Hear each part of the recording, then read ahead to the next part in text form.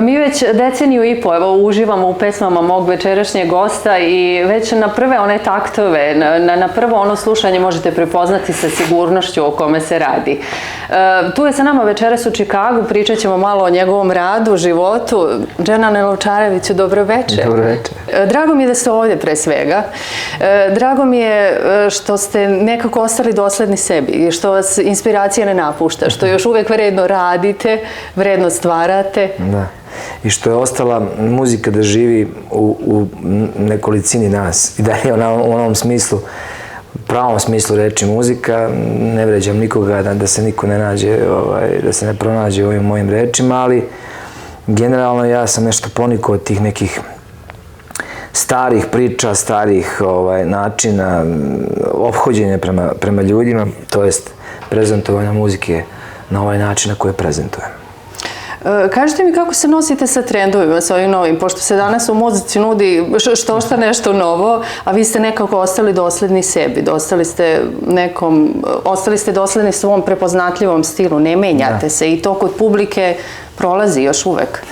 Još uvek mogu da prepoznaju ono što se zove duša u pesmi, ali najiskrenije ja nešto jako vodim računa šta ću otpevati, pa i kakve će te note biti, a i tekstovi da se ne postidim ni pred majkom, a ni pred nekim najmlađim generacijama, a ja nešto nikada nisam voleo stereotip i nikada nisam bio onako podložan nečemu što je u trenu zanimljivo ljudima.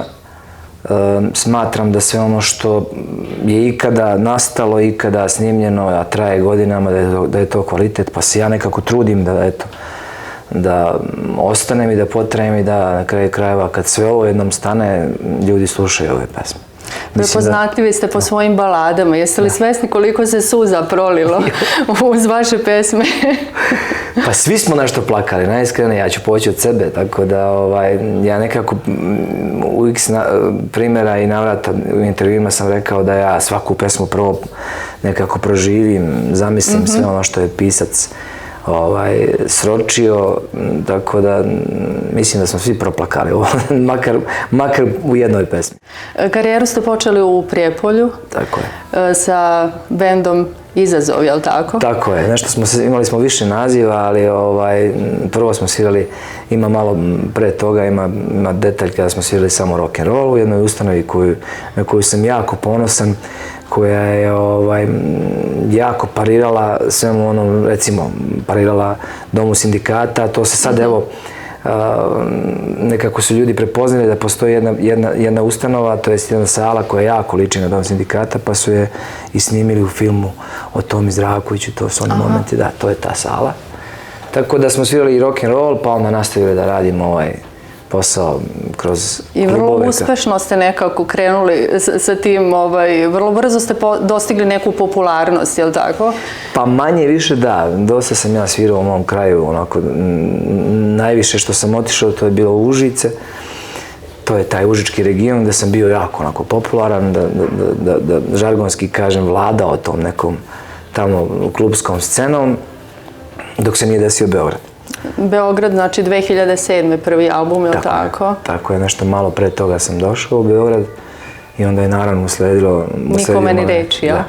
Pesma koja, evo, koju sam slobodno mogu, evo sad s ponosom reći da je Evergreen, jer traje od 2007. godine, ima isti... U stvari od tada svi znaju ko je Dženan Lovčarević. Da, čekalo se to nešto šta ću ja izbaciti da bude moje, jer smo pre toga ljudi su me upoznali putem tih nekih uživo snimaka koji su delili CD-ovima i tako dalje. Poslednji album, rekli ste 2015. Tako je. I napravili ste malo nekako veću pauzu. Onda šta ste radili u međuvremenu? Moja greška, prvo moja velika greška, da sam ja izdavao albume na 3 do 4 godine, 2 do 3 godine, tako nešto. I malo sam se ulenio, malo sam, čini mi se sam, ali izgleda od celokupne situacije koja nam se zadesila, malo sam stao sa tim momentom da dovršim ono što imam, a imam skupljenih dosta pesama, ali ću sad napraviti onako jedan fin odabir od 8 pesama, pošto na zadnjem albumu ima 17. Ovaj put ću da napravim onaj stari staru varijantu A i B strane, od po 4 pesme. Da li se možda publika razlikovala onda kada ste vi počeli da se bavite ovim poslom i sada? Kako gledate na to? Je li se muzika slušala drugačije? Da, tada se muzika slušala, sada se muzika malo više gleda. Ili nekako usput, čini mi se. Da, danas postoji 15 sekundi slušanja muzike, ako je zanimljivo tih 15 sekundi, da će se poslušati i onih ostalih do 3 minuta. A tada se muzika neminovno slušala onako na onaj jedan pravi istinski način, putem tih nekih nosača zvuka, pa se moralo kupiti, pa se moralo, ako ne kupe svi, onda se to presnimavalo, ali imalo je tu neku draž svoju. Danas je to sve nekako nama dostupno, kako rekoš, ja mnogo mrzim te strane reči da koristim, ali moram reći online, pa svi možemo skinuti, ukrasti ili kako god. Ali nekako mislim da u onom nekom periodu kada sam ja došao ovdje na scenu, došao tamo gde i jesam eto danas, da se malo više slušala neka prava muzika. Eto. Malo nas je bilo više koji smo vodili računa o tome šta snimamo. Od 2015. pa na ovamo, da pomenemo još da ste 2019. učestvovali na Beoviziji. Tako je. I došli ste na drugo mesto sa pesmom Nema suza. Tako je. Jeste gledali ovogodišnju možda Beoviziju? Ja sam znao da će Konstrakta pobediti i mislim da po svemu onom što Eurovizija traži, da ću imati jako dobar plasman. To je nešto što ja mislim da hoće. Neobična je u svakom slučaju, drugačija. A ja sam na Beoviziju otišao sa jednom namerom da predstavim svoju zemlju u nekom pravom smislu te reči. Mi smo nekako tom pesmom rekli, imali smo jednu antiratnu poruku, da na našim prostorima ne želimo više nikakve ratove, ne želimo ništa. Osim toga što stvarate svoju muziku, vi ste neko koji je radio dosta obrada. Jesam, da. Otkud to? Pa, moment obrada, da to sad vidim ja da tamo ljudi svašta nešto pišu, komentarišu. Ja nikada nisam ni pre obrađivao i pevao tuđe pesme iz razloga da bi napravio slavu sebi.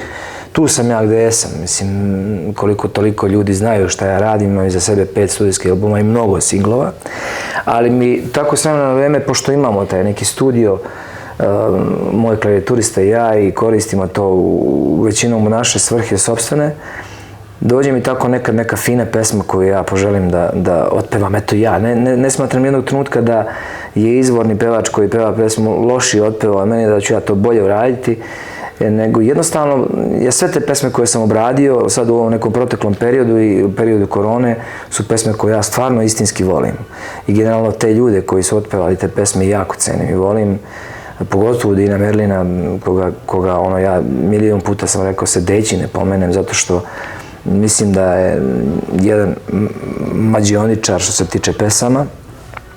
Tako da mi dođe inspiracija da to eto nešto obradimo, malo možda drugačije obojimo, aranžmanski ili ostane isto, tako da eto, samo je to cilj da bi ljudi slušali. Kažite mi još da se vratimo na Ameriku, ovdje ste trenutno na turneji. Tako je. Verujem da vam je naporno, dosta se putuje. Kakvi su utisci, kako vas je publika ovdje prihvatila?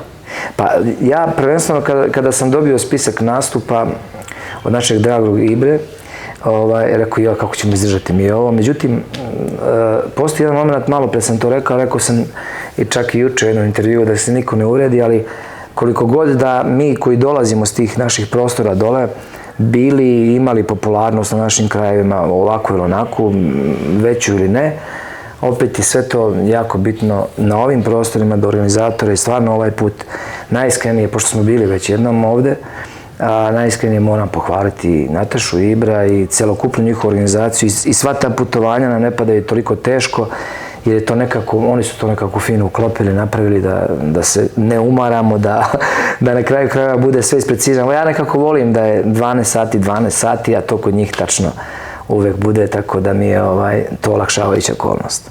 To su naši prijatelji, Balkan Sound Promotion, su uvek spremni za saradnju. Šta sledi posle ove turneje? Šta vam je u planu? Pa mi se vraćamo, imamo 2 dana odmora i onda nastavljamo. Imamo Beograd svirku, pa onda imamo Švajcarsku i kreće ta neka ona predletnja, prolećna euforija do leta kada imamo tu neku priču. Opet ja sad nisam ovo planirao, nisam ovo rekao jer ne znam što će se dešavati jer smo planirali tako i one godine pre korone pa se desila korona. Ja se iskreno nadam da nas ništa neće ometati u ovom nekom normalnom životu i normalnom radu, onom svemu što stvarno na kraju krajeva i treba da živimo i da radimo da bude normalno. Ja vam želim puno uspeha i da napišete još puno lepih balada i pesama i vidimo se opet nekom lepom prilikom. Hvala vam najlepše. Hvala najlepše.